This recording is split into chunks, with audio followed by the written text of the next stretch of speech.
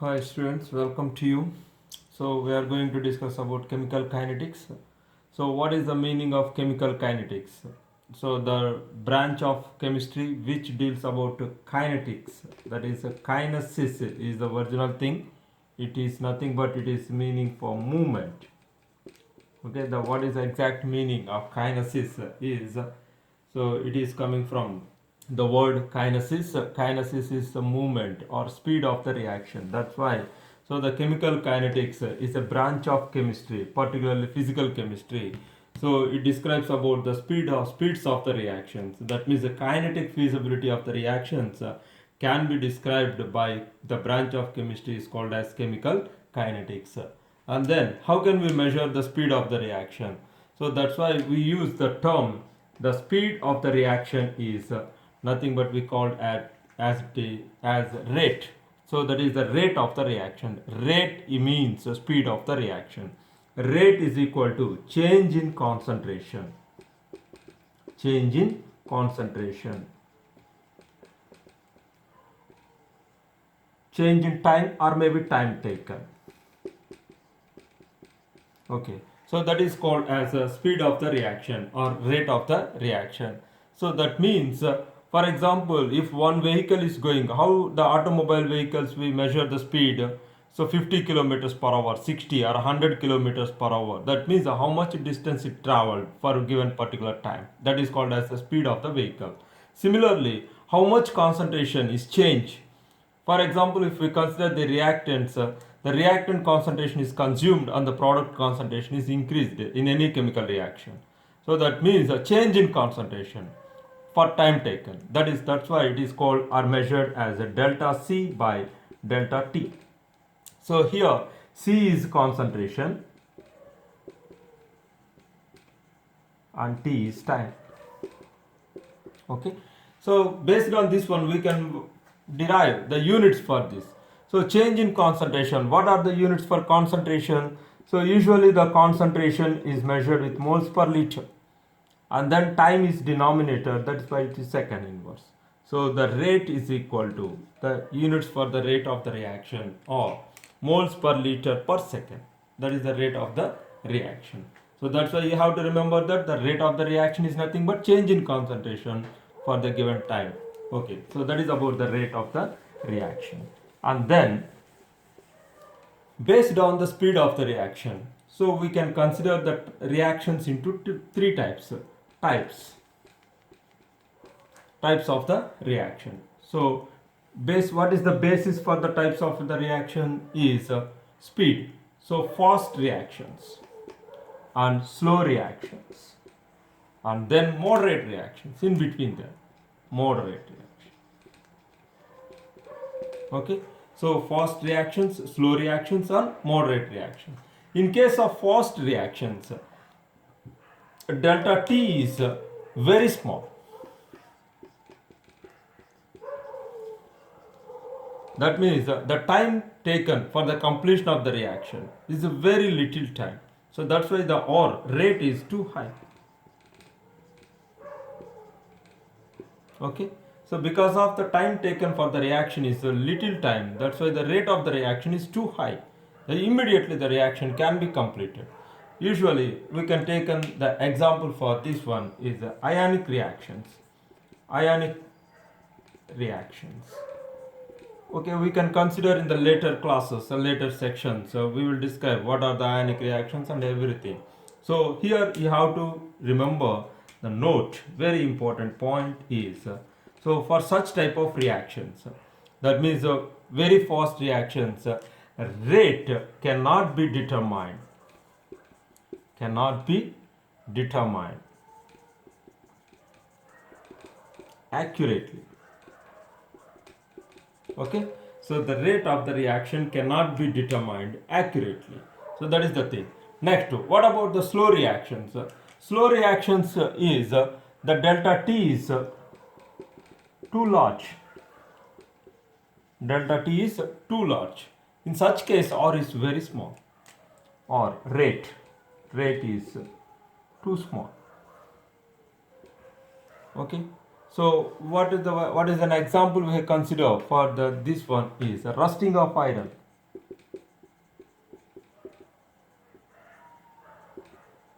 Okay, so the rusting of iron we can consider as an example. The same thing it can be applied for here also. That means for the slow reactions also we can't measure the rate accurately. Rate accurately we can't measure. The rate of the reaction cannot be measured accurately for these reactions also. And then moderate reactions.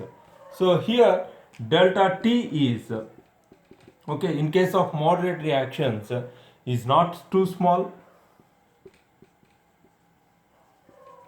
is not too small or too large, and not too large. Okay, so in such cases we can measure the rates of the reactions accurately. So accurate determination is possible. Accurate rate determination.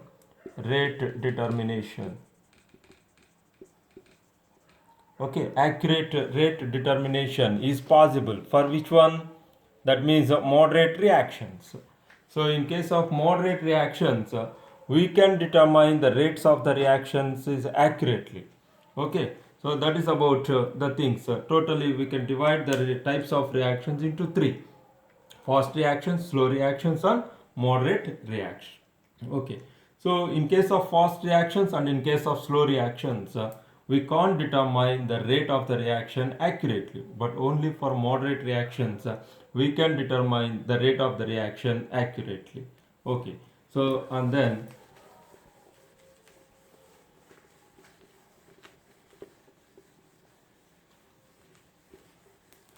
so what is the types of rate of reactions?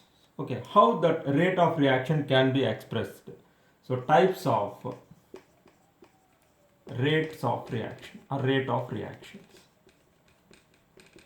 Okay, so the rate of the reaction for any reaction we can mention or express the rate of the reaction in two ways. That is, number one is called as average rate of reaction, and number two is instant rate of reaction.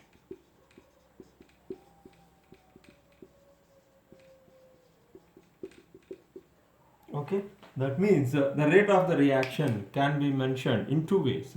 One is the average rate of reaction, and number two is the instant rate of reaction. Okay, so what about the average rate of reaction? So first one we have considered, the first one is the average rate of reaction.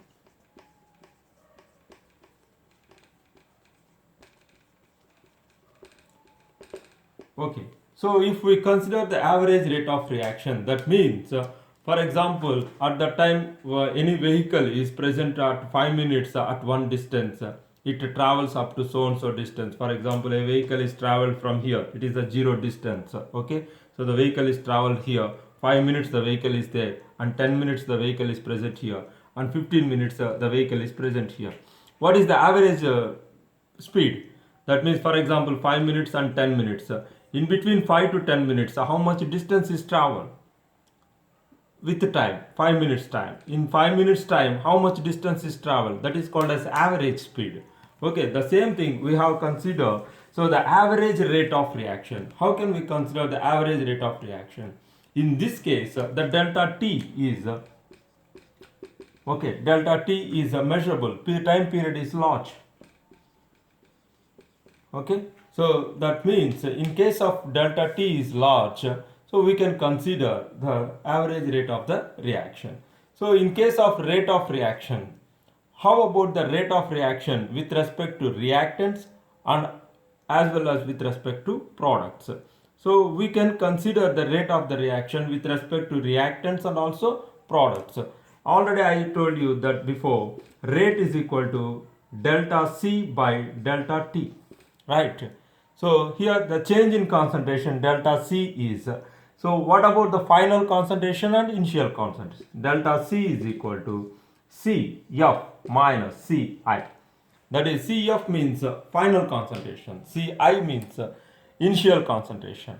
And next one is in case of reactants, with respect to reactants, if we consider with respect to the reactants, reactant concentration is decreases with time. That's why reactants with respect to the reactants always. So what is the curve represents for with respect to reactants? I have mentioned the curve, the graphical representation. Here it is time. Here it is concentration of reactants. Reactants. Okay, concentration of reactants. You have to remember that anything has been mentioned in the square bracket that indicates that its concentration.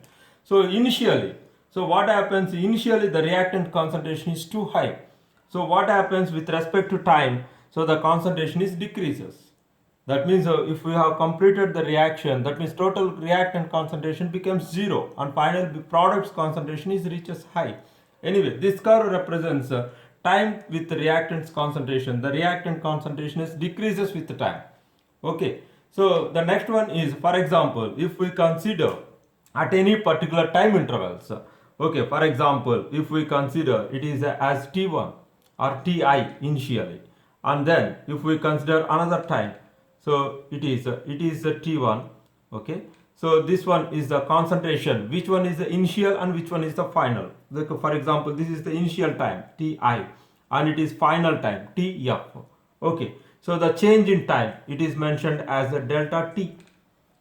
Okay, here, so what is the concentration? It is the initial concentration Ci, it is final concentration Cf. So with the time, the Cf, here what happened here, the final concentration Cf is smaller than Ci. That means in case of reactants, with respect to the reactants, so the final concentration is smaller than the initial concentration. That's why we put the negative sign, because always the rate of the reaction speed must be a positive. What happens here if we put delta? So what is the Cf minus Ci by delta t? Usually this value is my negative. That means the negative to negative becomes positive. That's why we have to mention here. What about the final concentration is smaller than initial concentration? Then that's why with respect to the reactants, if we measure the average rate constant, so particularly we have mentioned the rate of the reaction with the negative sign. The negative sign indicates decrease in concentration but not the negative value. Okay, so the negative sign indicates the decrease in concentration but not a negative value. So that is here delta t is there, and this one is the delta c. This one delta c, change in concentration. So that means particularly between different time intervals, what about the change in concentration? That is called as average rate constant. This is with respect to reactants. Okay, so what about the same thing, the same reactants, if we consider the gaseous reactants, instead of writing concentration, in case of gaseous reactants we use the partial pressures.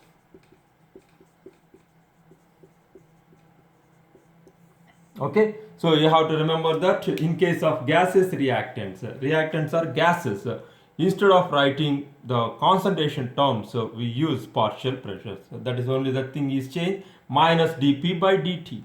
That is instead of writing delta c, so we can write minus dp by dt. So here delta p is change in partial pressure. That means final partial pressure, initial partial pressure of the gas. So okay, that is about the thing about average rate constant with respect to reactants. How about the rate constant with respect to products?